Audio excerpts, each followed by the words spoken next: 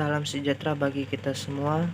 Perkenalkan, nama saya Sarafanoto Nadaeli dengan NIM 3520100300, kelas C5, mata kuliah Otomasi Industri.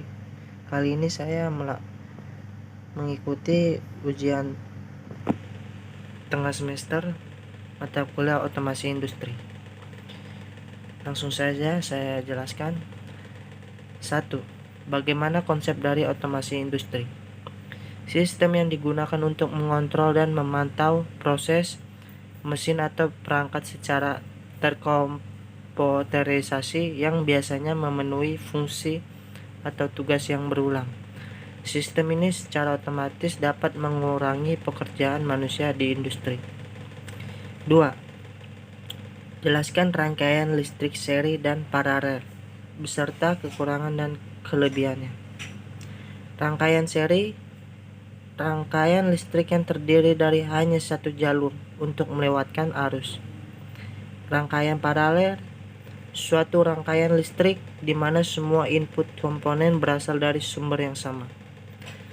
Kelebihan paralel, pada rangkaian paralel apabila suatu beban kelistrikan mati, maka beban kelistrikan yang lain akan tetap menyala.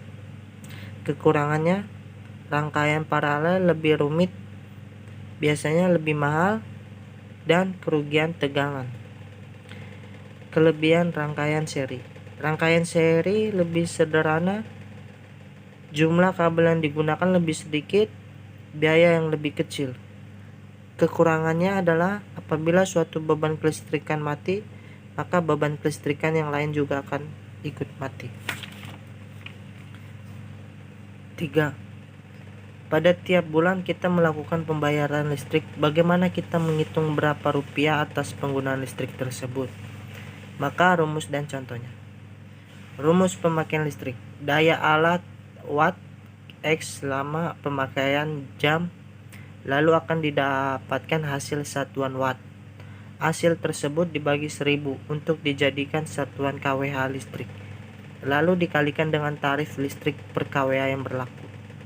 Contohnya, pemakaian listrik per alat 5 lampu 30 watt menyala selama 12 jam per hari.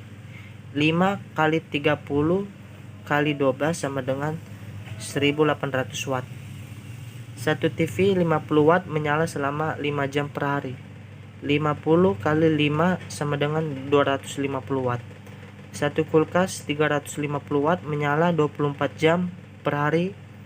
350 kali 24 sama dengan 8400 watt.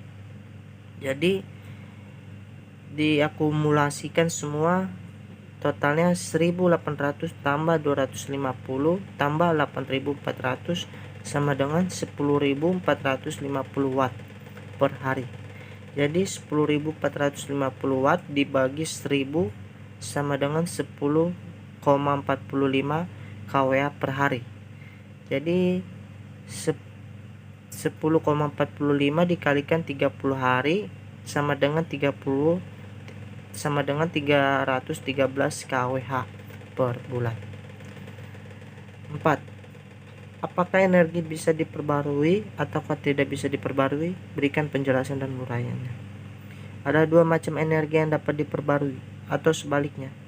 Pada intinya, energi yang dapat diperbarui yaitu sumber energi yang dapat digunakan secara terus-menerus tanpa batas waktu. Contohnya, air, matahari, hewan, dan tumbuhan. 5. Jelaskan mengenai transformator, cara kerja, fungsi, dan kegunaan. Dan kenapa alat-alat listrik memerlukan transformator. Transformator adalah sebuah alat yang berfungsi untuk merubah besaran tegangan dan arus listrik dengan memanfaatkan induksi elektromagnetik. Cara kerja trafo memakai prinsip elektromagnetik. Apabila sebuah kumparan primer dihubungkan dengan sumber tegangan bolak-balik, maka akan timbul fluks bolak-balik pada inti yang terbungkus kumparan. Fungsi dan kegunaan untuk alternating current AC seperti yang terdapat pada stok kontak, bukan direct current DC. atau arus sara. 6. Jelaskan konsep sistem produksi dalam otomasi industri. Bisa dikatakan sistem ini akan menggantikan manpower di bidangnya agar meminimalisir human error karena setiap tahun semua teknologi akan maju. 7. Jelaskan cara membaca nilai gelang pada resistor 6 warna dan berikan contohnya. Resistor adalah komponen terbuat dari bahan isolator yang di dalamnya mengandung nilai tertentu sesuai dengan nilai hambatan yang diinginkan. Sekian penjelasan dari saya. Terima kasih.